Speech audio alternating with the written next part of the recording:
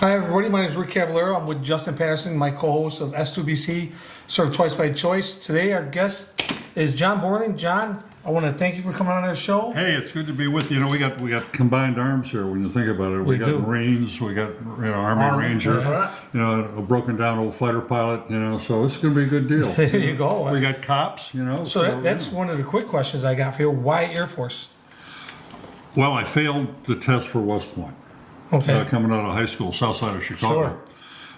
You say there's no doubt I should have failed the test for West Point. But they sent me to West Point. Yeah. A young senior in high school, ROTC. Yeah, And I came away, I really wanted to go to West Point. yeah. And I failed the physical for the Navy. I passed everything, but we were at Great Lakes, and the guy calls me over, and he said, "We rejected you from the Navy on account of extreme ugliness." Well, they said. Wait a minute, I don't like that reaction. I'm a guest here. Yeah. Was he lying? No, I mean, Well, no. What happened was this was an inverted V. I'd gone over the handlebars of my bike as a kid racing my female cousin who took me out. Remember how the sidewalk and they would cut the little furrow, and anyway, I got my bike. I went over the top and came down in a perfect 3-point landing, 2 knees and a mouth. And we didn't have the money for cosmetic dentistry in south side of Chicago. Yeah. But that's what they did. He said extreme ugliness, and so that was the end of Annapolis. And that year they took 13 from Illinois, and I was 14th. But I had a problem with my serology, too. What is that? I don't know what remember that? serology is. I don't know. Well, I don't want to offend your listeners. No, you won't. I'm a Marine, remember? Yeah, whatever, yeah. I'm kind of slow. No, that meant I had a social disease. So there I was, dumb, ugly, with a social disease, a perfect candidate to be an Air Force fighter pilot.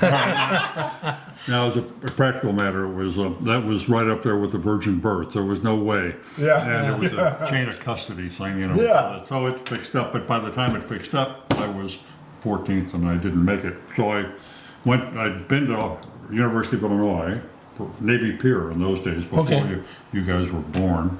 Well, I was born in '64, so.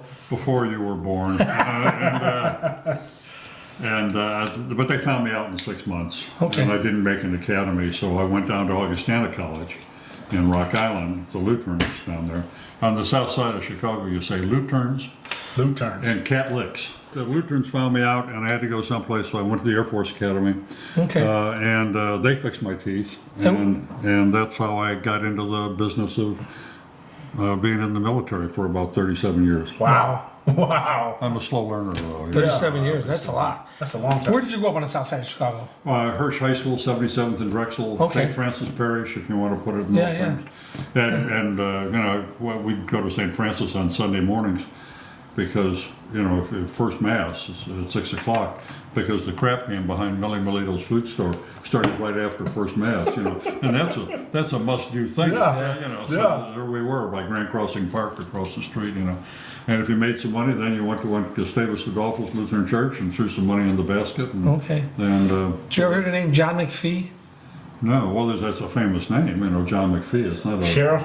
Yeah, the sheriff of Baghdad. Yeah. He's a big Army Delta guy. He's Yeah. from the south side of Chicago. Well, there's a lot of Yeah. people from the south side of Chicago. Yeah, I'd like to there's get him on probably the one show or one day. two anyway. Yeah. And so grew up there, and then migrated. I was still a White Sox fan, for God's sakes. There you go. That's That's all- a true south sider right there. Right. Tells the difference between the north and south side, right? Cubs, Sox. Well, if they call it Comiskey Park, they're really Right. south side. Yeah, yeah. Or That's, I'm going to spell a word for you guys: Army, Marine, Cop. We might be able to get it. You should have a pen and paper. Should I use my All right, phone? well, here we go. The word is this, and then you're going to pronounce it. Ready? D-A-B. B. I can do it phonetically if you want. Yeah, but- Delta Alpha Bravo. Delta Alpha Bravo, yeah, and then Bravo Oscar Delta Alpha Uniform Sierra Echo. D-A-B-B-O-D-D-E-U-S-E. should write it down. The booty. The bodium? The bodium? DeBuddy is a very impressive guy. See, that's a Chicago thing. Yeah. Yeah. Use guys. It's funny. I had a guy in from Texas. He was a Coast Guard, but he was a police officer in Texas. and he was involved when they murdered the 5 officers in Texas. He was a SWAT guy that shot it out with them in the hallway. And I took him out drinking the day before the podcast. So on the podcast, he goes, Rick, I got a question for you. I go, what's up? He goes, is motherfucker 1 or 2 words? Because I've never heard it so much here in Chicago. It's a verb now and an adjective. Unfortunately, I wrote a column, and I used to write a column, 5-year column called The Third Degree, and I wrote something on the age of crudity, and that word can be a noun, a verb, an adjective, a gerund. What is a gerund? I have no. You're Air Force. Verbal nominative, like swimming, jumping, Yeah. Oh, okay. etc. So now you got the ing fashion. It is becoming so commonplace. Yeah. Profanity should be used sparingly, in my view. Because as Twain said that cursing often offers relief. Sure. Denied even to prayer. I mean, Yeah. but anyway. Well, I use it a lot, so. So I wrote, well, that's fine. Yeah. You don't hurt my sensitivities. But I think this is a conversation already ranging far afield. Yes. Yeah, Yes. yeah. So getting back to that, you said you wrote a column. Your dad was a writer. No, my dad was an accountant salesman. Really? Yeah. He was, he never made more than 18 grand in his whole life. We grew up and Okay. had a nice life on the south side of Chicago and Yeah. took care of us. And my mom, and I've got a sister, she lives out in Albuquerque, recently widowed. It was a place. And then in my high school class, I was president of the senior class. I Okay. couldn't find anybody else. And, they figured they could trick me into doing the 50th reunion. 50 years later. Yeah. And they did. But so mostly it's just the girls that are left. Most of the guys have departed the fix. Southside ladies, and one lives in Seattle, one's up in Mundelein, the other one's North Shore, and so they come. And my wife Myrna, my wife is 62 years now. So Okay. God Yeah. bless. Any other family members in the service? my uncle Dick was in the service. This ring, I don't know how good your camera is here, but that ring has a story behind it. You want to Yeah, they've been to it. Yeah. tell a story? Service related? Sure. Yeah. Anyway, you see that it's Yeah, I had an uncle made out Dick of, as well. It's made out of vitalium. It's a dental metal that the bombardier on my uncle's B-24 crew Wow. was a dentist, Yeah. and he made two versions of his ring. This was the ring that they made after they got out of prison camp in Okay. World War II. And it's got the officer crest on it, and I always prized it. My uncle never took it off his finger. Yeah. When I went to my first war, he gave me the original ring, which was a vitalium ring, the thing they made bridges out of, which had a wolf's head on it. And he called it his Get Me Home ring. Because the 4 guys that in the B-24, the 4 officers, all had the wolf's head ring. Yeah. And they're the only guys that got out of the airplane. Really? Everyone else was killed. Really? They were all hurt on getting out of the airplane, wounded, Right. beat up, and hid in haystacks, but got pitchforked out of the haystacks and were captured and sent to POW camp it was not all that long, little over 14, 15 months as I remember. Anyway, he said when I went to Vietnam, he said, here, take this, it's my Get Me Home ring, and it was a wolf's head ring. One of the rules in combat, you never have identification on you or anything That's like right. that, and you never fly with your rings. This is my academy ring from '63 and my wedding ring, Yeah. and I always flew with them. And but the night I got shot down, Yeah. for some reason I had taken these off and flipped them into the locker. Just for the heck of it. Yeah. My 97th, actually about my 113th mission. Was there anything different that day that you can remember? No. It was a volunteer mission. I was the end of my tour. Yes, It's sir. 100 missions. Yeah. But I, 100. like you probably, being shot up so many times. Yeah. 3 Purple Hearts. Yes, sir. I've only got 2. Well, you deserve many more for the years. Well, they asked us how many we wanted. We said every time. We said, we couldn't ask for 50. That Yeah, would maybe sure, sure. So he said, give us 2. But anyway, so the story is I threw these rings off, but I had the Get Me Home ring on my dog tag. Yeah. I went out to fly this. Yeah, it was a volunteer mission. But it's always the other guy. You're First volunteer. Invincible. First guy through the door. That was Yeah. probably your job. Yeah. Size of you are. And Bullet magnet. yeah, right. Well, anyway, and I'd volunteered for another 100. So it didn't matter because I wanted to fly with Robin Olds, who was coming in to be the new wing commander. Had a great wing commander and a guy by the name of Joe Wilson, and my papers had not yet been approved, so I'd quit counting missions. Wow. So it was 97 official, and well, that was going to be it then because we got smoked and got out of the airplane. When you get out of a jet that's hurt and the tail was shot off, you get a pop Yeah. at the chute, and then you get the swing. Okay. I got the pop and hit.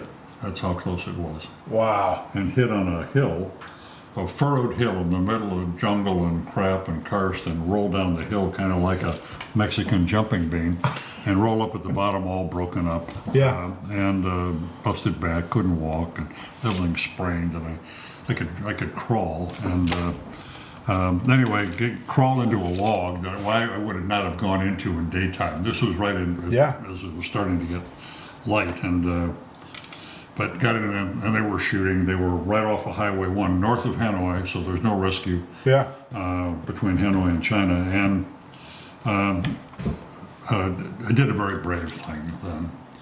I passed out through fear and shock, in my log with the cobras and things or whatever the hell was in there. Yeah.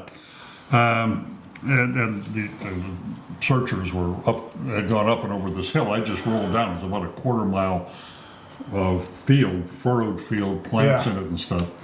And Highway 1 was, if you go out about another 40 yards past this table, there's a road, Highway 1, that leads, a rutted track that leads from Hanoi to China. And I had the great idea, since I couldn't walk, that I would hijack a truck. Oh, wait a minute, these are skills that a guy from the south side of Chicago. These are ingrained in you. Yeah, well, anyway, so, dusted off my memory how to do this, and crawled out to the road. Yeah. And got down the side of the road, got my 6-gun out of my G-suit pocket, and I'm sitting there waiting for a truck to come, and a truck came. Yeah. And it rolled right on by me,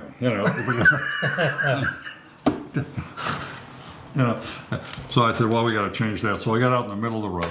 Yeah. And I figured they're going to have to run me over or, stop. Yeah. And sure enough, here comes the next truck, and I've got my gun there, and I'm light, sitting in the road. I can't stand. Jeez, oh, man. And That's it crazy. stops, Yeah. And I've done it. I've hijacked a truck. I might have the guy drive me to the coast. It's only 10 minutes and 43 seconds. Sure. But that's at 420, so it's going to be a little longer. 420 knots. Yeah. I'm pretty proud of this. Not only have I stopped the truck, Yeah. I've managed to hijack a truck with the back end full of North Vietnamese regular troops. Oh, Lord. This is a management decision, guys. I Yeah. reviewed a time or two. Sure. And pretty soon I got guns coming out my nose and my ears and anywhere. And I like not to die in a ditch. Yeah. Are you thinking it's over at this point? Pardon me? Are you thinking your life is over?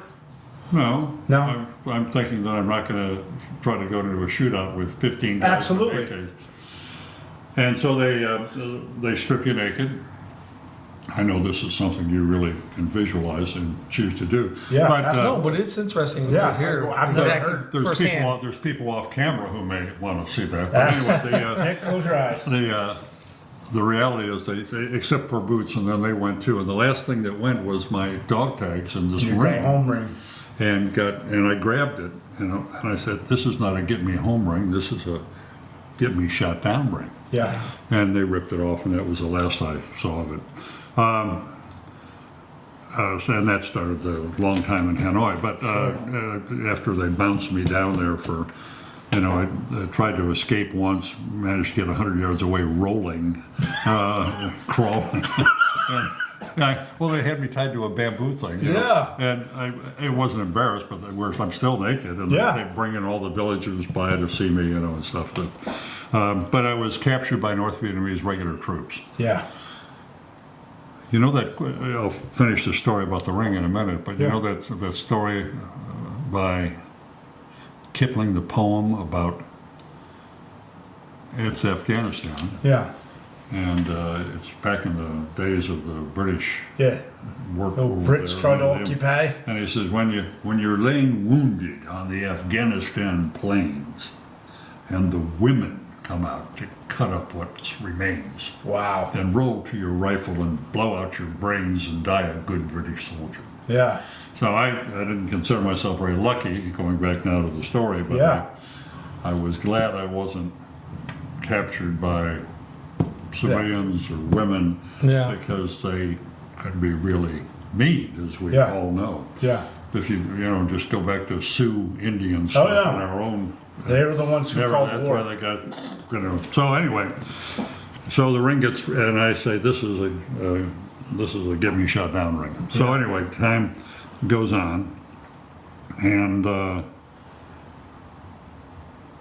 years pass, and I come back.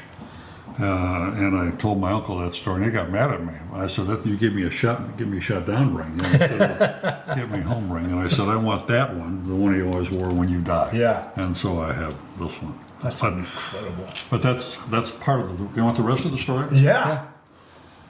Years when I will go back, I'm in the slammer, and there's a banging, and somebody moves in next door. Now you don't know because you're living in isolation or semi-isolation for years. Now, is the room, is it metal? Is it bamboo? Is it No, in this is an old brig? movie studio. We found out later, What? and the buildings in it were high ceiling with ventilation holes, 3 up there, but all the windows were bricked in.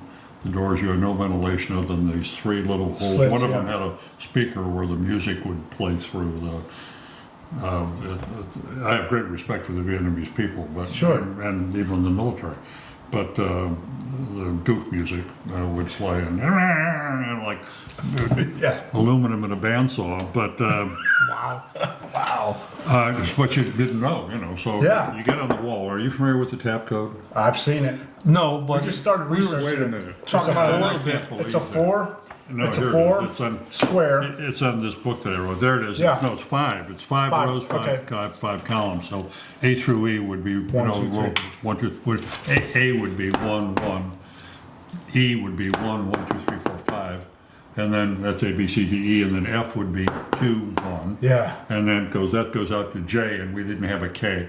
And then L would be 1, 2, 3, Now, 1. who came up? Was this a It's pilot code? Yeah, he just died. Smitty Harris. No, it wasn't. It was something specially taught at Stead on the off chance that somebody may need it. And Smitty has it turned out, was the 3rd guy down.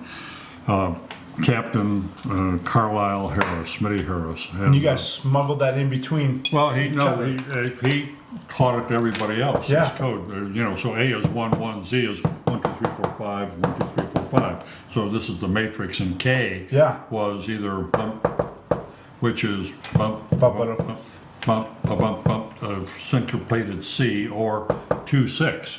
Yeah. Which isn't in the Sure, in the sure. But anyway, so this guy moves in next door, and I don't know who it is. So I get on after if they catch you communicating, they hurt you in the early days. The Yeah. first 4 years were very brutal. Wow.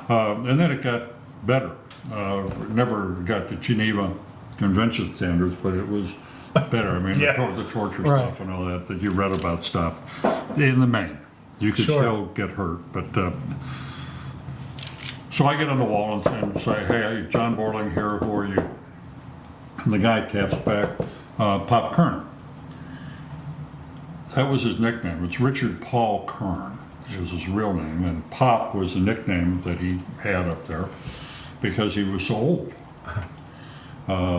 He was maybe even 57. Have you ever known anybody that old? God, they'd be ancient, Yeah. Especially in the service. Yeah. he had been, and he said back to me, "Hello, Dick." And I said, no, John. He said, no, Dick Borling. I was with you in Stalag Luft 1 South Camp in World War II. This guy had been with my uncle. No. Wow. He was a POW in World War II. So this is his second time This around. is his second time around. Yeah. Wow. Wow. After World War II, he got out into the Ohio Highway Patrol. Yeah. Stayed in the Guard, was not called up for Korea, but they got called up for Vietnam. Wow. And went over there, and you'll love this, Yeah. all you combat guys here. They sent a 4-ship of airplanes over a SAM site in 1965 to see if it was operational. 3 airplanes later, they found out it was operational. Holy cow. And Pop was one of those guys.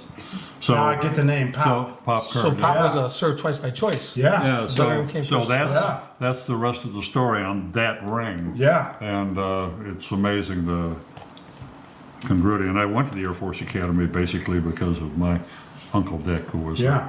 never knew I wanted to fly until a certain Yeah. magic day, and then knew I had to do that. Yeah, So most of the POWs in Hanoi, were they pilots? the fighter pilots. Yeah. All of them.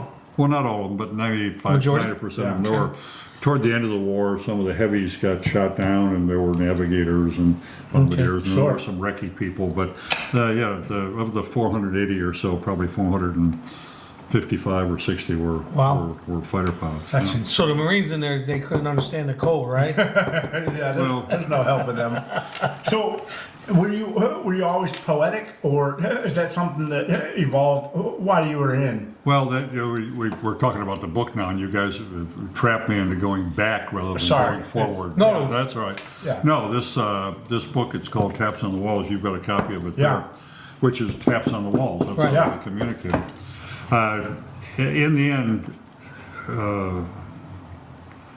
you had to run an uncertain race. It's kind of like running a marathon and then crossing a line and then saying, keep going. Yeah, And keep you moving the You didn't goalpost. know. Yeah. And to quit is to die, frankly. Yeah.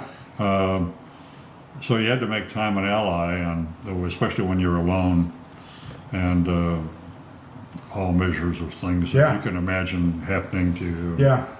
Thirsty, hungry, etc. Beat up. In my case, as a technique and to stay sane, I started to compose poetry in my mind. Yeah. We didn't have anything to write with. We Sure. didn't have books, and you got 4 walls, a bucket for a toilet. And I've always been, because of that year I spent at Augustana College, I had a great literature teacher, I had Yeah. a great speech teacher, and some wonderful experiences there. And because I knew Myrna in high school, and any guy worth his salt tries to write his lady love a poem a time or two. That's right. And it doesn't have to be good; it just has to be from the heart. That's right. And I knew enough. Well, I'll just make the assumption that as I look at you guys, for sure you're more of an Elizabethan in terms of sonnet, and I would think you're more of a Petrarchan. Now, I don't want to get you into a fight, Yeah. and I was a mix of the two. So I Sure. started writing a sonnet, which Yeah. is 14 lines in my mind, iambic pentameter, da-da-da-da-da-da-da-da. Yeah. And started to write. I've got the thing about poetry. I've always liked poetry. Yeah. I actually. love it. Because I think it's like looking at a picture or a beautiful woman. You just focus on the beauty and the art and what it means. Right. And you ought to get that feeling immediately. I hate to read stuff and don't know what I've read. You know, Right, yeah. The words may be fancy and pretty, but unless you can say, hey, I like it, or I don't like Sure. it, or it's pretty, or it's not pretty. So my stuff rhymes for the most part. Yeah. Does it? And I do things like the first poem I wrote was a thing called The Boneyard. And it was not a sonnet. Well, no, The Boneyard. And it's about this place at Davis Monthan outside of Oh, yeah, in Tucson, yeah. where the airplanes go to The die. world's biggest boneyard. Yeah, the Boneyard. So I walked alone, and I used to live That was my first fighter base, right there in Tucson. That's where I grew up. Really? Yeah. Yeah. So out the back door, my wife and I would walk, along the fence. Yeah. In the evening, and that was checking out F4s. But so it starts out. I walked along a desert fence beneath a sky of red, along a fence that split the world. Perchance a heart instead.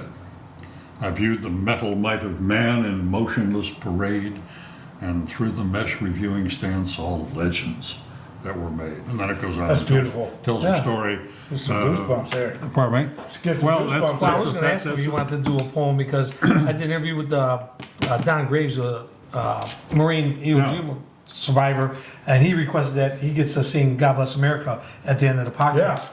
So you're more than welcome at the end. Now, I think I will spare you my version of that. Yeah. no, I'm saying if you want to do a Well, poem, I find, I may recite the 23rd Song at the Yeah, end if you amen. guys remind me. yeah. yeah, our guys haven't gone through what you went through, right? Now, I did meet a gal named Jessica Lynch who was a POW for, I think, 14 days. But she Good timing. Good timing. Yeah. She, it's interesting though, because I've found an outlet through scripture, but also through writing my own version of poetry, right? Oh, really? Okay. It's He's pointing at a really delightful, It's mediocre charming at lady best. who's his wife, who's blonde and good looking. And then you think I'm focused on these guys? I think I'll look at that camera for the rest of the podcast. that's right. Hi, camera. But I found like you're right. It comes out, and a lot of the stuff I was dealing with was veterans or suicide, right? Suicidal ideations, and then somebody told me about this book called the Bible. But once I started leaning into that, things got a little bit easier.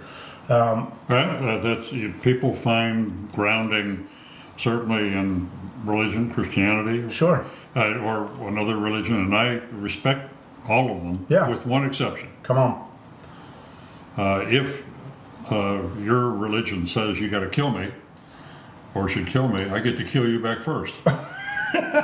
I'm not sure. Fair enough. Yeah. That's it's the John Stuart Mill, who people talk about as utilitarian stuff. Yeah. The greatest good for the greatest number. But the real thing was the second part of that book was that if you are threatened, words don't hurt you. Words should never hurt you. Right. But if you are physically threatened, you get to strike back. Yeah. And strike back, forcefully. And I don't know if that's always going to hold up in a court of law, but that's, and like Chuck Norris, I have a little sign on my door. Have you got a little sign on your door? No, I know what you're saying Chuck though. Norris says? What? This house does not call 911. Yeah. Yeah, that's right. We dial 411, right? We pull them in, we don't kick them out. Yeah. Well, just pull them inside so you don't Right. get them on the lawn, Right. No, we've never had, where we live up in Rockford on the river. It's a lovely old neighborhood, 100-year-old house. We've got about 6,500 square feet for me and my wife. It's she's got her spot upstairs. I've got my spot. We communicate during the day by, cell phone or texting. Yeah. Or the good old standby. Stand at the bottom of the stairs and scream. So how long have you been married now? 62 years. Wow, Yeah. congrats. Yeah, Myrna didn't know I was alive for many years. Oh, yeah. Oh, I can imagine. Said she could feel me. Really? That's until incredible. the night she couldn't. And that's a sad story. Sure. But you want the sad story? Yeah. It's Myrna's story, actually. She was, after about the guys all thought I bought it, and bought a flame, and that was it. Yeah. So they relayed that, the odds were long to her. And my wing commander went back and saw her, Joe Wilson, and told her, he said, no, if anyone's going to make it, John's going to make it. That's right. And then he told me after the war, he said, of course, I thought you were dead too, but Myrna needed a boost. But Myrna said that she could feel me. And we had a 3-month-old girl when I left, and she was 7.5 when I walked back in the door. But Wow. she,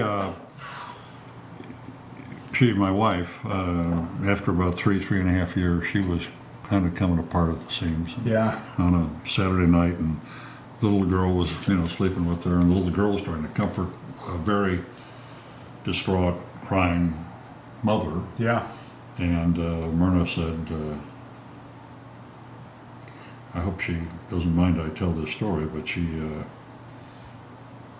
said she cried out in her anguish and said, God, you got to do something. Can't take it anymore. Yeah. And this is Saturday night. And there's a knock at the door. And she goes to the door, and here's two guys in uniform. Bad sign. Right. She's going down for the count when she hears he's alive. Wow. I got through that without turning into a puddle of right here. On Yeah. the table. Yeah. Right. But so that she was only going to have to wait another 3 years or so. How do they have proof of life? How do they what? How do they do that? Yeah. Yeah. Well, there was some of the guys who got publicized, as objects, if you will, Yeah. captured so and so. Sure. Were afforded the opportunity to write an occasional letter, 6 lines. Yeah. And Okay. and I didn't get a chance to write until 4 or 5 years out, when things eased up. But so I hadn't heard from her. But this guy and I, for a period of time, were together, and he wrote in one of his letters. Yeah. He said something as naked as this. He said, "Say hello to." Or tell Aunt Myrna in Chicago that I love her and miss her. It took the Air Force about 6 months to figure that one out. You talk about Marines. Yeah. So, some smart guy finally figured out that That was code. It didn't have a Marine. Yeah, the letter Yeah. would go out through circuitous things, and it took a long time. They're like, who's Right. Myrna? Yeah. No, they get the mother and the father back in California got the letter, and they said, "We got an Aunt Myrna," so they went back, and Really? Wow. that was how she found out Wow. that I was alive. That's crazy. It is crazy. So, getting back into Oh, the I want to talk about first responders too. okay, Yeah. one Because second. that's what brings us here. I'm not the important I subject was just of the curious day. about two things. Yeah. One, how much did you weigh when you went down, I was 203 when I went down. and how much were you when you got out? I came out after a year of fattening up. I was 165. Okay, But after fattening up, okay. I got down to what was estimated. I almost checked out in whatever year it was. About 2 years beforehand, I got some kind of weird Dysentery. thing. It was dysentery. Yeah. Dysentery plus. Yeah. And but this was after the Sante raid, and they stuck us all together in Hualo, which was the Hanoi Hilton, as you guys know it, which was great because now we're in groups of 40. Yeah. And connected, the whole group was connected. Oh, that's And the gotta reason feel that good. they did that was that the commandos, Bull hit, he was the leader of the Yeah. bunch, hit a prison to try to spring us outside Hanoi. I was always in downtown Hanoi area. But it was empty. Yeah. And they did, but it so shook them up that they collapsed all the prisons into one, into Hualo, which was the Heartbreak, or Hanoi Hilton that you Yeah, know, or Heartbreak. the Maison Centrale, the Central House. It was a French colonial yeah. prison. Right. And so there we were. The room was probably made for 25, but we were 40 guys. That's fine. We slept nose to tail or whatever. Yeah. And that's where John McCain, who did the foreword to my book, John and I got together in that group. So I got sick, real sick, and there was a 2-holer in this thing, and I was living there. And if you want to be somewhat graphic,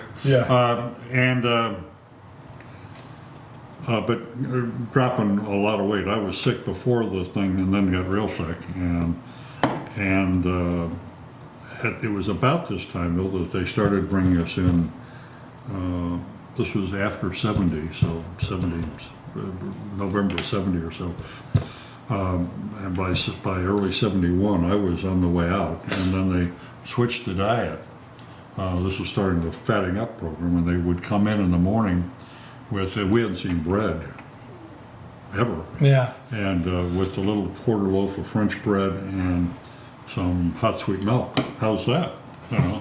And and the guys were giving me their ration. Yeah. Or I couldn't take a lot, but they. Sure. And somebody got a package, and there was, all I remember is there was tetracycline in this package. That was all, the few antibiotics. Yeah. All the food had been taken out and everything else, but there was some medicine. We didn't know what the hell tetracycline would do, but they said, give it to him. So I got, this guy gave me this, sucking it down, and I got better. And started putting on weight, but the guys estimated, we didn't have scales. Right.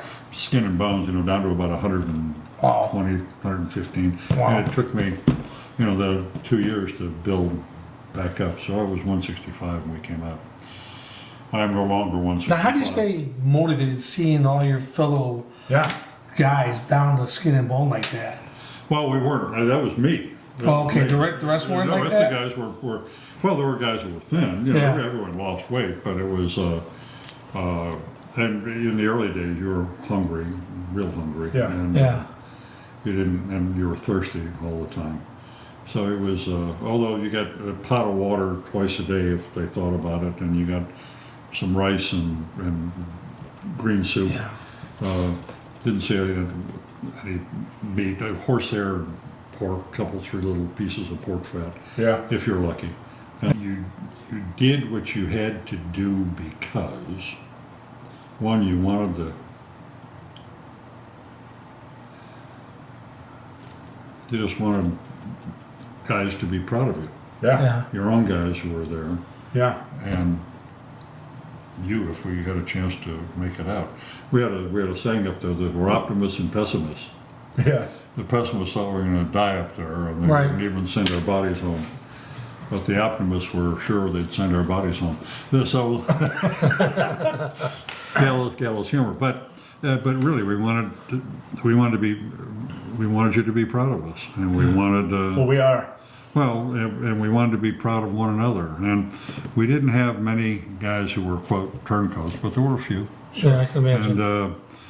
But then the rule was, don't give them anything for nothing. Make them hurt you. Yeah. And because they can break you. I could have you guys Everybody's broken. telling you that your Yeah. mother's a communist and she's, Yeah. Yeah. waving green flags at red people or whatever you want. Yeah. And about, well, you're a big guy. You may last 45 minutes. If that. You're 30 minutes. No, Yeah. Thanks. I carried a lockpick up in my gums for 5 years. Wow. Say 6 years. Yeah. I spit it out on the day I was released. I mean, I carried it always where I was here because they would use these constricting handcuffs, handcuffs we call them, among other things. But the handcuffs, if they did it right, they could break bones with them. Wow. And they put them out in excruciating pain, Sure. but it had a friction lock on it. And I was kind of a Houdini fan when I was a kid.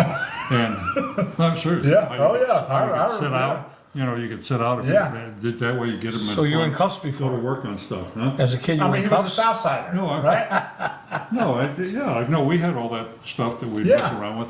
Yeah, but I could get them loosened up and take the pain away, and they would put 1 or 2 on per side and get it loosened up. And then when they'd come back, they couldn't wonder why I wasn't screaming and yelling. So Yeah. I'd fake screaming and yelling, but I'd have it up, but not so tight as it Right. was. Where did your strength come from? Did you have a Well, prayer? I would. Did you talk to sometimes the only one you had to talk to was God That's right. for a long time. So you talk to God. What was that conversation like? Angry? No. As a matter of fact, the why me guys or the angry guys had a harder time than the people who said. You tried to stay professional. Sure. Yeah, you tried.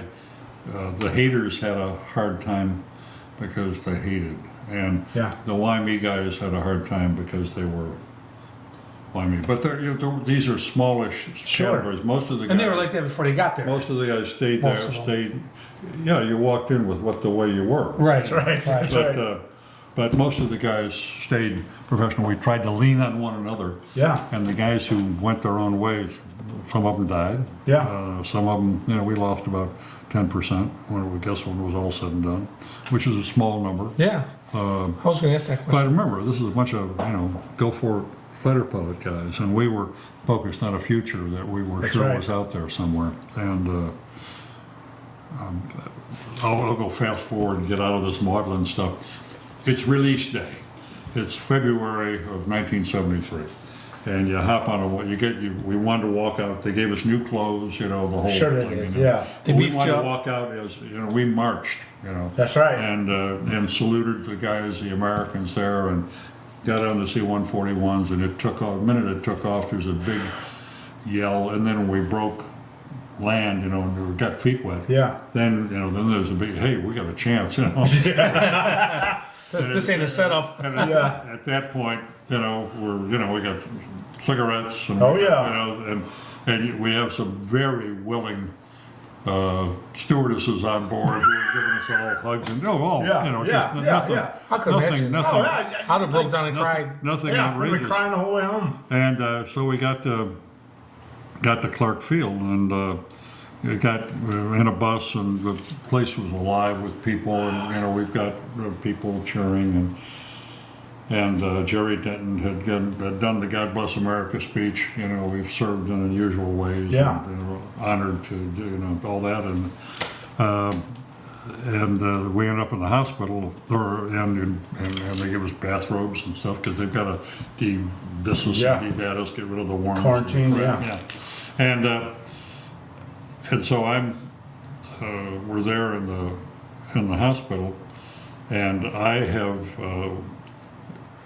reunited with a guy who we went through some really bad times with. Hadn't seen him in years, and saw him right toward the end, obviously, and we were like brothers, and so he and I snuck out of the hospital. We weren't the only ones. They said, you can't leave the hospital. We were gone in about 5 minutes. Yeah, As soon as but still in our bathrobes. And I said, I gotta get over to, one guy went, in a later release, one guy went AWOL and went up to the hill at Clark. That's where the school teachers lived, and they didn't find him for a week. But we were much more controlled. Yeah. But I ran to the BX. I said, I got to get a tape recorder because I've been carrying this book around in my mind Yes. for years, Yeah. reciting it every day, making new stuff up. And That's amazing. I walked into the thing and ran into the BX. In your robe. In our bathrobes, Yeah. And he said, "Where's the manager?" So this guy comes out. I'm the manager. I said, "I need a tape recorder," and I said, "I haven't got any money, but I'll pay you." And he said, "Don't worry about it." He said, "I'll get you a tape recorder." and he came running back. He had this little shoebox thing. Yeah. I said, "No, with the reels and the tapes and stuff, I don't need a radio. I need a tape recorder." And he said, "This is a cassette recorder." And I said, What's a that? cassette? Yeah. No idea. Now, if I'd gone up and given you a cassette recorder, you'd say, "What's that?" So anyway, 20 minutes after hitting Clark, I owned a cassette recorder, and I'm sitting up in the room now, spewing out this stuff into the tape recorder, just to do the downloading, which is not even a verb. That's not even a verb. Yeah. But and then we went to food. What were you craving the most? That's what I thought you. What do you think you would crave the most? They had it all set up. They had, roast beef, and they had rice, and they had. Somebody wasn't thinking that. I'd probably want a good cheeseburger. What'd you want? I mean, I'm not a Chicagoan, but every time I come here, I have to have Italian beef. So You guys like Italian beef and a that, right? salad. Breakfast. Oh. Steak and eggs. Good American breakfast. There you go. Steak and eggs. And Grand slam. and then everything, and that breakfast. Yeah. So all the other stuff went to waste. but Sure. Breakfast. Yeah. And then you were sated. That was it. Then you just ate normal. Yeah. Yeah. Kind of normal. Well, everything turned kind of normal for a while, but Sure. So they try to take care of you with meals when you got back? Pardon me? They try to take care of what you guys were requesting? Meal-wise? Well, at Clark they did, but so now I was talking about, we were with the wife thing. God, you guys have got me mired Yeah. 40, 50 years ago, but so. You're sharp as a tack, I tell you. Yeah, I know. Well, so you had to make a call, and it wasn't like cell phones now. You can call all over the world. So they had a Mars station or whatever, and so I get Myrna on the line, Oh boy. or they'd have her on the line and they'd get me. And she says, oh, hi, how are you? Welcome back. So glad you're there. It's kind of like I went out for a pack of cigarettes. And that was the first line, Yeah. And by the way, my friend Daryl is listening in, because and he Yeah. knows everything about Myrna. I knew everything about his wife, Sure. who divorced him. Oh, yeah. But and told him that on the call that he made. Wow. Yeah, but Myrna said, the second question that Myrna said to me was, what are we going to do next? Telling question. It didn't come off as soft, honey, glad Yeah. you're back. What are we going to do next? Yeah. And I said, we're going back to fighters. I said, if I'm any good, we'll stay in. And if I can't compete with the guys that have been out, I promise you I'll get out and we'll do something else. And she said, I'll hold you to that. Wow. So she was supportive of you wanting to continue to fight. Yeah, she said, I said, if I can compete, then I'll stay in. So it meant more to me after getting back into fighters that I got to be Top Gun in my outfit and all the medals. Nice. And All right. ranks. When's your Netflix movie coming out? Pardon me? You need a Netflix movie. No. Oh, this is amazing. Nothing.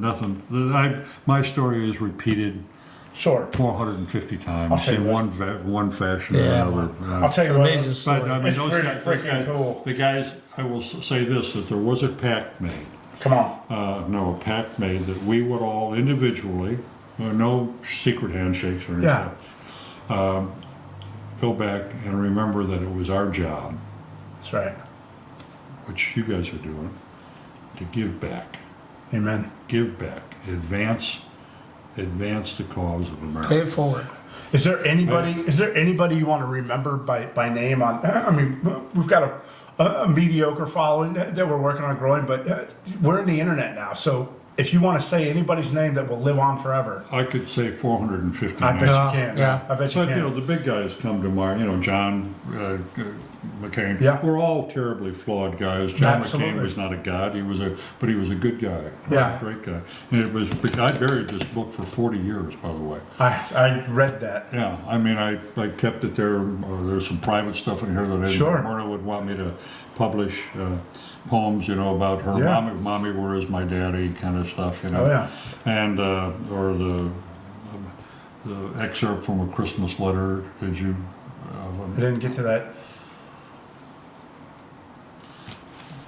I wrote a Christmas poem and tapped it through the walls to guys, and For morale and but it was one that I kept for me. yeah. And I wanted to keep it for Myrna. And so it was, as I say, an excerpt from a Christmas letter that I never got to write. And it goes like this. It says, it's Christmas Eve. I remember very well laying there alone and thinking these words. And how I've sought that special thought with meaning, just for you. The memories shared, how dreams have fared, the things that we will do. But how to tell what feelings well, what message to impart. Perhaps, dear wife, just you're my life. So beats my constant heart. And that's the trouble with poetry, because you open up your armored heart Yeah. Yeah. and let people look inside and make their own assessments. But the assessments I make of the guys that I was honored to serve with, every man stood tall. But again, with very, very minor. Every man that we recognize as being part of that band. Yeah. The others have been PNG'd forever, but and there are people who you haven't talked to in years, haven't seen in years. Yeah. You'll bump sometimes by accident, sometimes at a reunion. They do reunions. I've been to 3 or 4 of them over the 50 years or 40 years. Even forgot how far it is, but. And there's 1 or 2 guys that you send an email back and forth to. What you note is the passing. And when the guys die off, as they are, then that sparks a flurry of memories and thoughts Right. of Yeah. round robins, especially if you live with the guy or Yeah. in the end lived in larger groups. There's a POW physical thing that is not little known. Our Navy has run a program since '73 forward where you go to Pensacola and they check you out physically and psychologically against a normalized group to see Right. how we're doing versus how they're doing, and Stronger. to see what's falling off prematurely and stuff. So, and I'm proud to say physically I'm in the 90th percentile. Come on, I bet you are. You sure No, seem like it. it's all falling off prematurely. No, John, you know how many are left from when no, you guys a come back? couple hundred, I think, probably. Yeah, so still? that many, no, maybe about 180. I don't know. I'm Okay. pulling that one out Yeah. of my tail. But I wanted to brag about the psychological profile. That's what Yeah. everyone was worried about, Yeah. And Yeah. I got upgraded this last year. 2. Well, I went from deranged to disturbed, and I think I'm making progress. What do you think? And the next step up, Yeah. safe on a crowded elevator. Yeah. Yeah. Not me safe, them safe. That's right. So I apologize. I asked a stupid question earlier about the food Yeah. they give Yeah. you, but I forgot he was from the Air Force. They always got the best food. That's right. Oh no, yeah, that was, Come on. I was trying to think. Well, I think Who's got better food than Air Force? better than the food. Again, going back up to where we were. Yeah.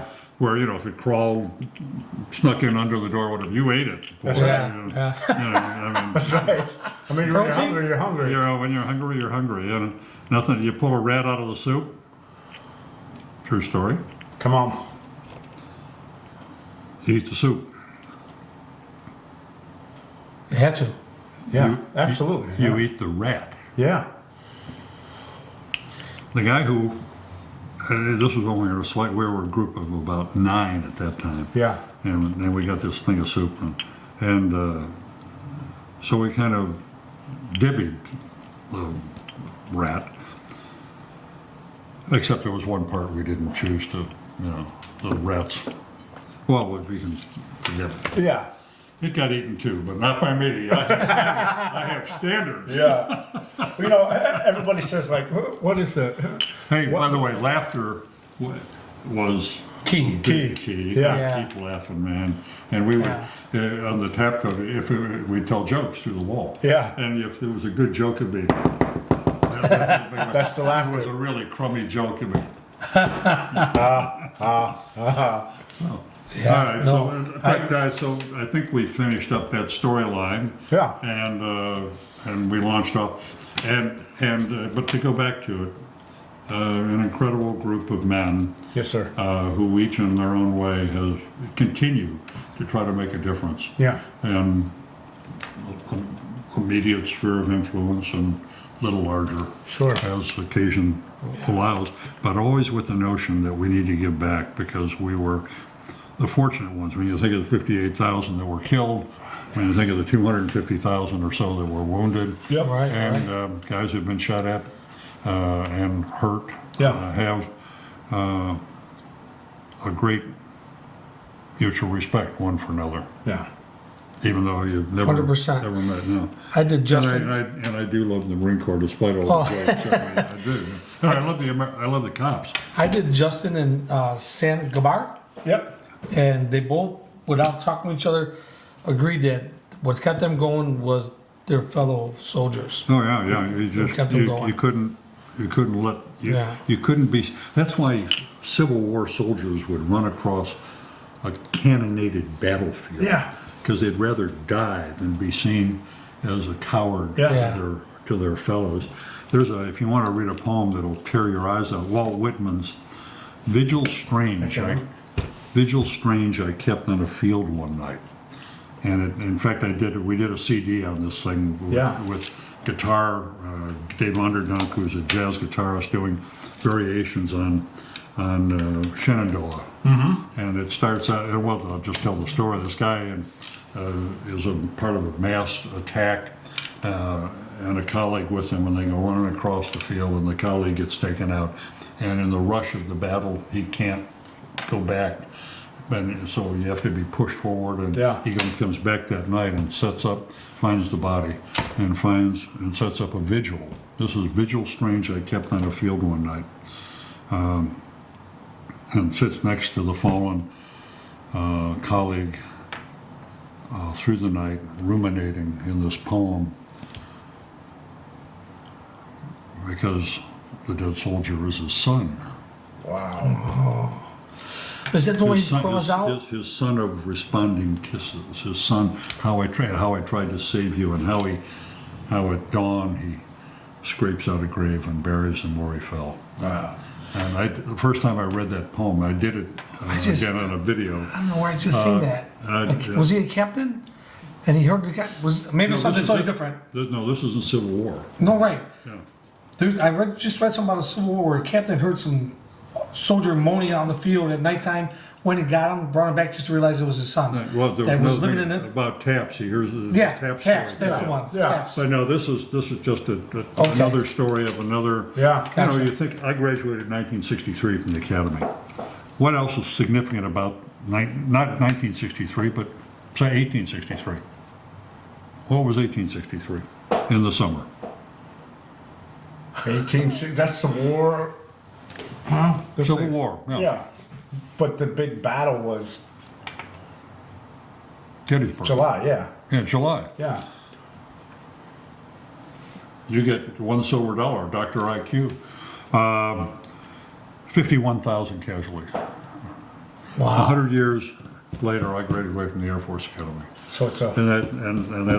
So now you have histories that live and things. Yeah. And we've got one online called the USAFA Class Histories, which is basically the history of our class. You can see it, USAFA, Yeah. classhistories.org. And there's archives that go back to the earliest days of the Air Force Academy, because we were the first full class. My classmate was the President of the United States. What? That's awesome. Can you name who it is? Fuck, you're gonna trump me with this. I don't know. Your classmate. My classmate was President of the United States, and I marched in his inaugural parade. Now, how did I do that? Wait, who's the? So in '63 was your graduation class. Yeah. So So- from Illinois. No. You got to go. No, he wasn't. He was years. Oh, you're a military classmate. Okay. a member of my class of the United States Air Force Academy, Yep. President of the United States. And I marched in his inaugural parade as a cadet. Now, how did I do that? This is I'm like armed. saying, when was the 1994 World Series? Or who was in the 1994 World Series? San Francisco, right? No, there wasn't, and that's when they had the strike. But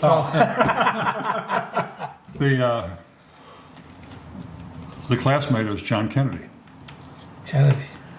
What? He was the first president to speak at a graduation at the Air Force Academy. My class graduating, and he became the one and only honorary member of our class without preparation. We offered it to him as he's walking up. We want to make you an honorary member of the class. No kidding. And he walked up there and ad-libbed this thing. He said, I am so happy to be a member of the graduating class. Wow. That's He was awesome. also our first combat loss, if you think about it. Yeah. Yeah.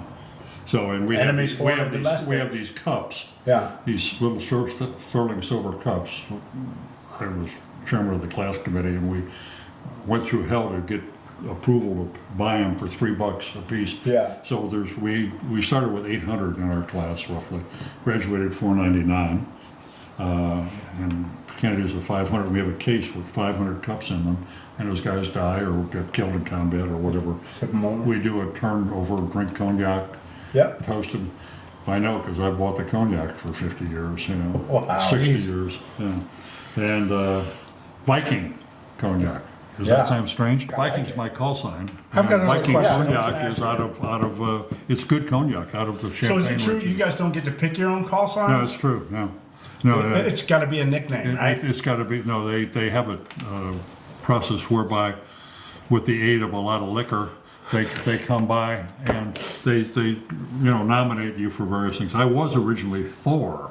Okay, I can see that. Yeah, because of a Scandinavian background, Oh, don't among you. other things. But Thor sounded too much like four, 4. Yeah. and that would confuse. So they changed it to Viking. Viking. Yeah. I love And that. that's my email, It's fitting. jlbviking@yahoo.com. Yeah. Well, And so I got a question for you. yeah, So coming back from Vietnam and stuff, and it was all anti-military. When did it change to where they started asking you to speak at engagements and stuff like that, where it became kind of pro-American again, immediately. to love the veterans? Really? Immediately. Yeah. In fact, that was I could have stayed a professional POW forever, kind of thing. Yeah. I spoke at the big Boy Scouts Jamboree in the spring of '73. Wow. Speaker before me was Bob Hope. Speaker after me was Jerry Ford. Really? And here they had Captain Borling. You know, we found out they put us in the president's suite at the big hotel, I bet they the did. Hilton, right on, Yeah. on Yeah. Michigan Avenue. And Did you cringe when you see Hilton? so my daughter and How old is it? Myrna has a kid sister. Yeah, she was 7.5 at that Okay. time. Yeah. And didn't like me much at first, but now she's more like me, and the daughter we had after the war is more like her mother. So go figure that one out. Yeah. Anyway, but there were 7 bathrooms in this place, and they also found out they could order room service. Man. They didn't. I guess I made a speech that was okay, and Yeah. but so they did that. But after about 2 or 3 months of doing stuff, because there was a lot of interest in us, frankly, and we were kind of seen as the token good parts of what came out Right. of Vietnam, frankly.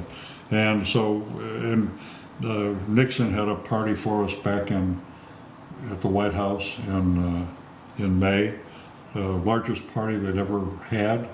At the largest party period ever had at the White House. I'm sure Trump will try to get a bigger one going. Now that we've got a rose garden that'll Yeah, especially yeah. if he hears this, right? No, it's Yeah. I'll do that. no, I worked at the White House. That's kind of nice. I've been in the Rose Garden, and I think this is a nice addition. But the good thing was at this party of 480 people, my wife at that party got kissed by Bob Hope, John Wayne, and Sammy Davis Jr. Come Really? on. And Nixon came to every table Yeah. there and talked. And as it turned out, thinking about my wife again, getting kissed by those guys, she said Sammy Davis was the best smoocher. But I got to kiss Phil Stiller. Yeah. And Stiller. in the course of the party, Myrna got up to excuse herself to go to the washroom, and I looked across the room, and there was Phyllis Diller. You know who Phyllis Diller is? Yeah. Making her way across the room. I thought she was coming back for seconds, So I got up and ran after Myrna, and I caught up to Myrna just as she caught up to one of the aides, and she said, "Has anybody seen Sammy?" It's, Yeah. but no, that's great. But years later, when I worked at the White House, very fortunate to do so. I was a thing they call a White House Fellow. Rex Scouten, who was a senior guy at the usher and the guy in charge of events and things, stood there. He said, "That party at the White House, that was the best party we ever had." And I said, "Well, why is that, Rex?" He said, "Nobody stole anything." People are trying to make their way out of Dolly Madison, silverware or whatever plates, and the aides know how to, nice to see you, sir. So now what they do is they have stuff that they want you to pilfer. Yeah. Little matchbooks and things like that. Little pocket engine. When I retired from the police department, Trump sent me a photo and thanking me for the service with little chocolates from the airplane and stuff like that. It's kind of weird. Yeah. No, that's good stuff. Yeah. Anyway, but That was cool. Well, it was a high honor to do that. Yes, sir. What do you want to talk Are any about of your now? poems like on audio? We're talking about doing. Because you have a great voice to tell poems. yeah. You know? You have a great face for radio. Especially if I turn around and give my best. I'm surprised you guys didn't offer makeup today. Yeah. But you not there yet. you recognize a hopeless case when it walks in. Absolutely not. No. Well, I do. Remember, I went to the washroom and looked in the mirror. I said, "Oh my God, the poor audience." But So the reality is we've been talking about that. We're in another printing of this book because we're out. I mean, we're zeroed. I've got the last 38 copies that walk the face of the earth. If anybody wants to sell me their old copy, I'll pick it up. Because I've got orders for like 500 books that I can't.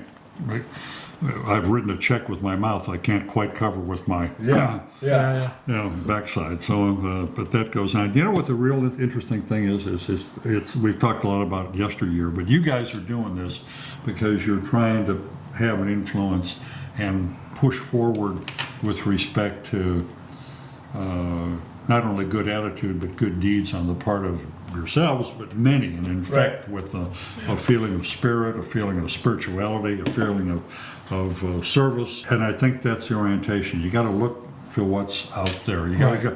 You got to keep marching. It's a phrase I use all the time. Keep marching. Pick them up and lay them down. When in doubt, just pick them up and lay them down. Yeah. And pretty soon you'll get there. I'm not much of a fan of the vets being seen as a nest of baby birds. I think we're tougher than that. That's right. It should be tougher than that. Now we're going to lose some along the way. Yeah. And we got to be tough about that. But mostly, the vets just want to be respected for, hey, I did my bit, and I'm trying to do some more here. I'm not looking for a handout as much as a hand up. That's right. And that's well put. But I fear that we get too needy. Yes. And my wife and I, Myrna and I, talk about this, that the whole nation seems to be needy on the take when it should be the other way around. Yeah, right. And we get to respect the fact that we have built a civilization, for all our imperfections, that is the envy of history in terms of the things that we've accomplished in this nation. I've lived all over the world and have seen, we have stuff at even the most modest level that doesn't even equal people who are living we are spoiled as privileged members of the Oh my society. gosh. And if you go back, our standard of living for our average American is better than royalty. Yeah. At the turn of the century. That's right. Turn of the 1900s. Yeah. People have no idea what goes on outside of this country, and they forget they live in the greatest country on earth. Right. Just because they've never seen been it. there. Right. But we are so disadvantaged because we are so dissatisfied, and that is the core of the human condition. That's right. If I give you everything that you could possibly want, if I could grant you that right now, you know what I'd find out? Why want more? That's right. The minute I said, you got it. Yeah. Oh, you forgot this, or you got that. Yeah. So that dissatisfaction is something that needs to be satisfied, but it's satisfied by legitimate effort. Right. Sweat equity. Resulting in failure, success, status quo, resulting in self-esteem. That's right. That's right. And that's why you talk to people, and I come back to it. When in doubt, march on. Keep marching. And that's the story. You guys are doing a lot of marching for a lot of great guys, and I wish you well, and I'm glad to be here this morning. As I thought down here, I said, do I really want to do this coming down here? And when I talk to you, because I've got a few things on the plate. Oh, I'm sure. And I'm overstressed and not very capable. So, if there's anything we no, can I'm do not for you, stressed. I'm a carrier. I don't have stress. Yeah. So, I'll tell you a quick story. All right, yeah. So Justin, working with 10KO, reached out to me and said, listen, I got a deer hunt in Alabama. Why don't you bring some officers down there? So we had lost an officer 4 years ago, Ella French. She was shot with her partner. Her partner was shot 4 times in the face, lost his eye, once in the shoulder, so it was at the 5th time, but she lost her life. He was also severely wounded, told me never walk again. Now he's not even walking, he's driving. But I said, let's bring Carlos. His name is Carlos Janes Jr. And we took him deer hunting. And he sighted it, like you said, he missed the first shot, and then I missed the first shot by an inch. oh, okay. But anyway, that day, well, 2 days, Not that I'm proud of that. 2 days out, he shot 2 deer. Okay, good. So now we call him Deadeye. But it's amazing to see. Deadeye, with one eye. Yeah. That's great. Yeah. So it's amazing to see that from where he was to what he's doing now, and he's going to the hospital every time an officer's shot, and he's paying it forward. He's trying to get back. So we thought it was good to bring him out there. No, It was I pretty think cool. I think that should be the legacy of the firefighters and the cops Yeah. and the military. That our job is to endlessly remember we get to pay it forward. We get to have Yeah. some fun along the way too. That's right. Because That's it is fun. I mean, there's a ceremony that I am proud to have commenced 30 years ago, and it keeps on now. It's the Memorial Day ceremony in Chicago at the Logan statue.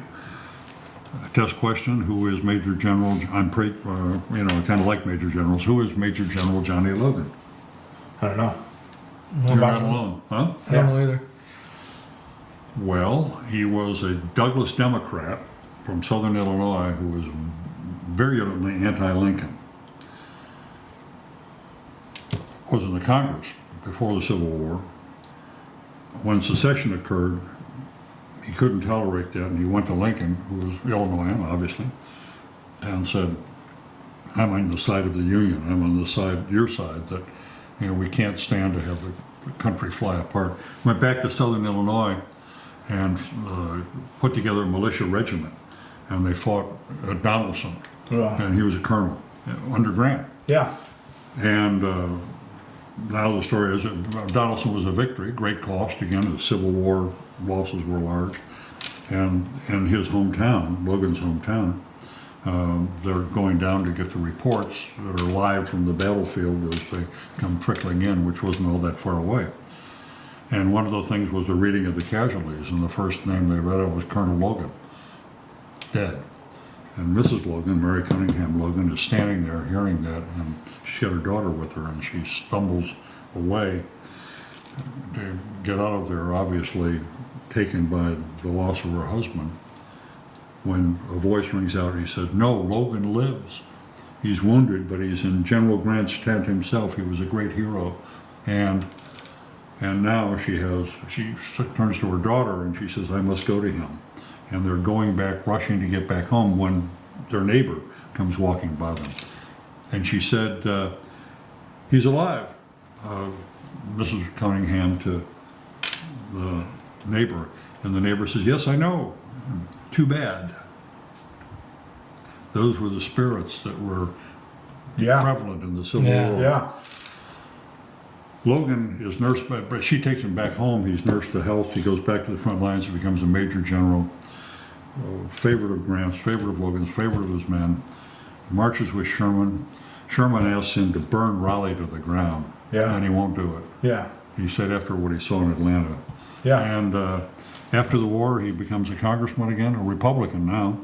And he becomes a senator. He was a vice presidential nominee for President Blaine. They wanted to run Logan for president. Wow. The name Logan Square mean anything from Chicago? Yeah. There's Logan schools and Logan streets and Logan. Right. The song Illinois, Illinois, our state song, mentions three people. Who are they? Gotta be Logan. Logan? Logan. Come on, you're from Illinois. No, I'm trying to get off my top of my head. The president, Lincoln. Lincoln. And Lincoln, Logan. And the other president, also from Illinois. Grant. Yeah. Grant, the General Yeah. Grant. Yeah, Jenna. So those three, in fact, Logan and Grant are mentioned twice. Lincoln is mentioned once. But in 1868, when Logan is back there, and he died before they could run him for president, war wounds. 1868, from the venerable Willard Hotel, he pens, as he's a commanding officer of the Grand Army of the Republic, kind of like the American Legion, the Union Yeah. guy. He creates Memorial Day. Really? Really. And his statue is about 2.5 blocks south of the Hilton in Grant Park. The guy on the statue with the raised standard Yeah. and his horse. Yeah. His horse's name, you don't know his horse's name. Hell, if you don't know Grant, you don't know the horse's name. Horse's name is Slasher. Slash. Now, that's a name. There's a call sign. Yeah, that's almost as good as mine. Slasher. But so we do the ceremony on Memorial Day at 11 o'clock and have for 30 years. Yeah. And I've emceed it for 30 years. I'm very proud of it. Daley asked me to bring back Memorial Day ceremonies. They canceled them after the 1968 Democratic Convention, Right. when that statue was maligned and so all the troubles in the park and that business. So in 1997, I'm just out of the military and heading up an organization in Chicago. He came to me and said, bring back Memorial Day. And he said, because if there's riots or something, they said, it'll be on you, not on. So we got the parade and we got this thing at the Daily Plaza, which goes on to this day, and the ceremony at the Logan statue, which goes at 11 o'clock on Memorial Day. The rest of the stuff takes place on Saturday, the weekend. Yeah. And so we do a 1 hour program followed by a picnic in the park. Yeah. That's hosted. We take care of it. And this will be our 30th year. And it's also the year of the 250th anniversary, big deal.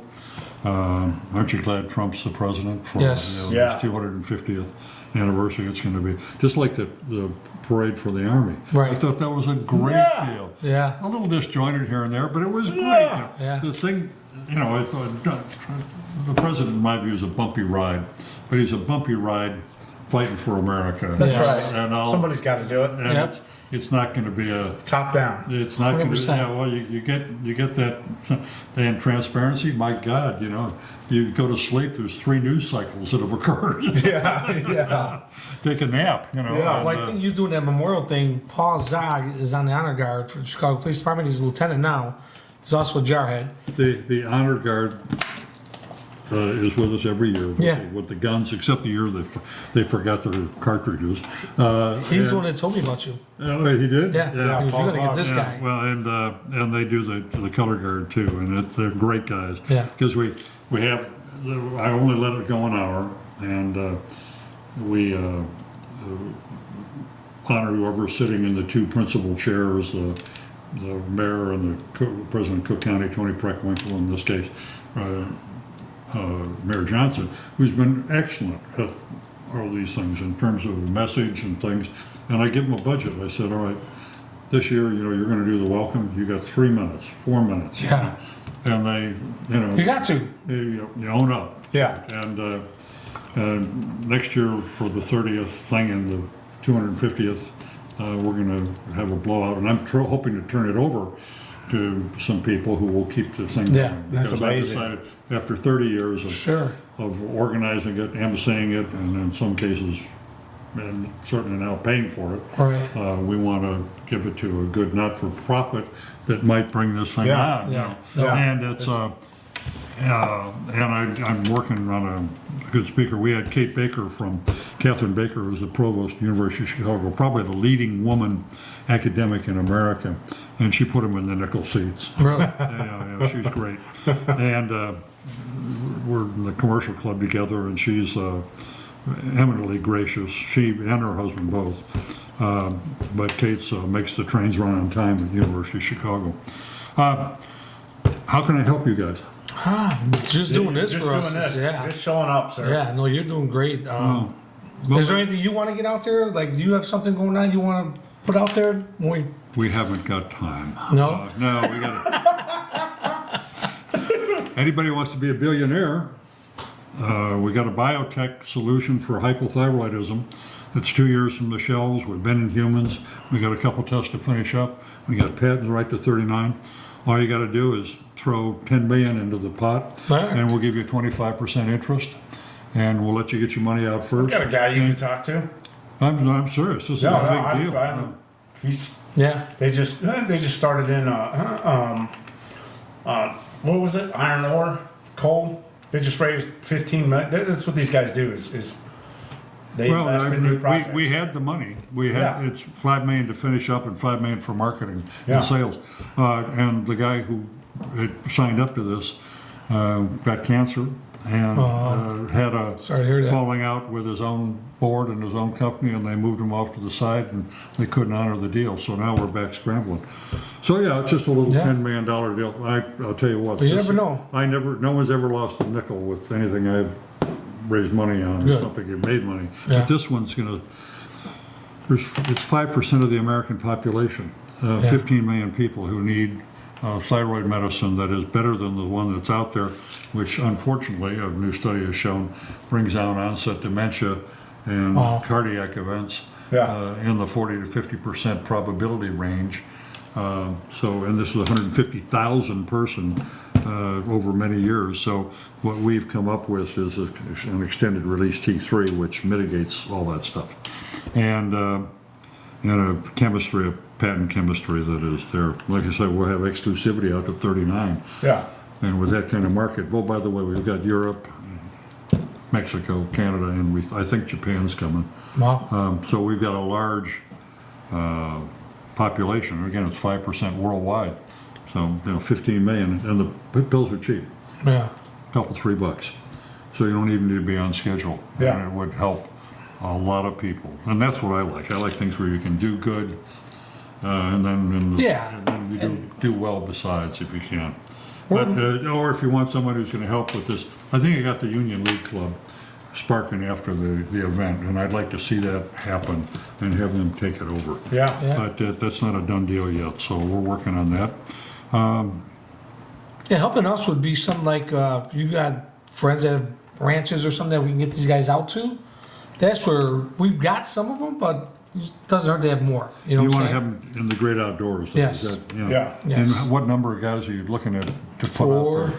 Four, to five, six. 4 to 6. So it's With their wives or with their companions? You yeah. do Well, that? so we're at 10KO. We're shifting gears this year and trying to do more family oriented. Yeah. But there's always a cause. There's always a need. Like when you get the phone call in the middle of the night, these guys aren't doing well. They just had a shooting. Can you get them in the outdoors? And we'll act on that immediately. Yeah. I'm on the board of a thing called Advisory Board of Operation Healing Forces. Yeah. That works with the special ops guys. Yeah. Same kind of focus. We try to get them into circumstances of very high-end housing with 3 or 4 couples, special Yeah. ops types. I'm talking the Delta, Yeah, right. et cetera. Tag. And Rangers, obviously, Yeah. and long-range recon for the Yeah. Marines. And we found that it doesn't do any good to send, quote, the counselor along. Yeah. Absolutely. It sends to send somebody and his wife along who've been there. Right. Right. Who've A mentor. suffered that stuff. And those guys, not a mentor, they do, hey, if I'm going to open up, I'm only going to open up to a guy who's been there and Right. his wife and somebody who's, and it's the whole range of things, Sure. beat up this, beat up that, Yeah. guy, gal, the kids, or that, but get them up there where they can share with one another into a circumstance where they can just go off the grid, everything's taken care of. Yeah. And that's basically what we're doing, kind of. Yeah, the same thing. You put them in the woods. Yeah. Our cut is a little different than Yeah. that, and every penny that we make is underwritten by the board and by the organizers. There is not and we've got a 5-person staff in Tampa. That's the special ops stuff, and for SOCOM and for CENTCOM at MacDill, which has a fighter unit in it too, but the office that we maintain is in Tampa, and it's again, you call in, it's not 24/7, but you Sure. gotta leave a message, you'll be called back within 24 hours. That's right. No. And that's part of the problem in Chicago a little bit. Yeah. These guys call for help and they don't get that service right away. Yeah. Then they just go to the bottle. Well, again, there's elements of this that are very real, but I find that warriors talk to warriors. They don't want to talk. Yeah. I'll talk to Ned Flanders. Cops talk to cops. Yeah. Yeah. Cops trust cops. You come in from the outside, not the same. The family members, even my daughters. I had 2 daughters. Fighter pilots always have girls. It's God's revenge. That's right. And his great blessing. That's right. And I have 2 granddaughters. In fact, I'm marrying one off. Really? I'm officiating. Okay. I've officially been through divinity school. It took 3 minutes on the web, but I had a chance to buy $800 worth of vetments, which I passed on. So I'm legal to marry, bury, have a church, whatever, in 50 states. So pony up. Who's got the collection plate here? Who's she married? She's married a good guy. I've got a little summer place up in Michigan, and Yeah. it's on a lake inland about 10 miles from Benton Harbor, St. Joe. Okay. And great for water skiing and Yeah. swimming and things. And there are adjoining lakes called Sister Lakes. And she's got her fiance is a surveyor up there, good guy. Yeah. She works for United Airlines as in the finance arm. She's a master's degree finance person. She was a Division I athlete. In fact, Woman Athlete of the Year in Rhode Island, Bryant University, and Setter of the Year, and the volleyball thing. And we're all going back. They're having the 50 years at Bryant University at the end of October, and then she also came back. She didn't pay for undergraduate education. She went to work for ENY in New York for a couple of years. They called her back to the university, said, we'll give you a free MBA. We want you to coach the men's team, and we want you to be a graduate assistant on the female team. So she's got along, and then they wanted her to stay. And she said, no, you can't, you don't pay me enough. I've got to go to work for United, and she's doing, That's amazing. she's got the West Coast properties in an auditing overseer function for United. So she's happy about that, and that's the one who's getting married. And they asked me, high honor, to officiate, and so I am going to hopefully not. Oh, you're gonna kill it. Yeah, you are. You're gonna kill it. I probably work more on this thing that I'm going to do with them than other things that I've worked Absolutely. on. Because I've got a number of things. I'm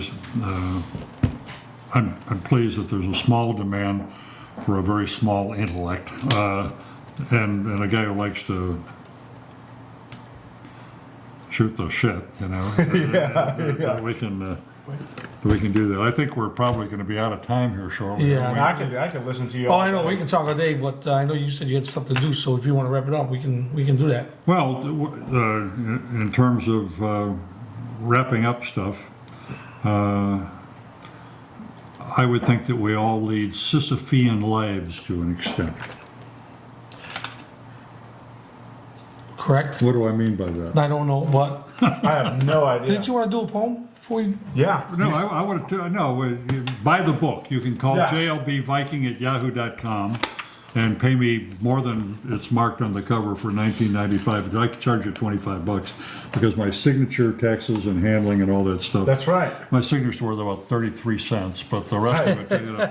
But so jlbviking@yahoo.com if you want to get a copy Okay. of Taps on the Walls. And there is no money back guarantee. Let's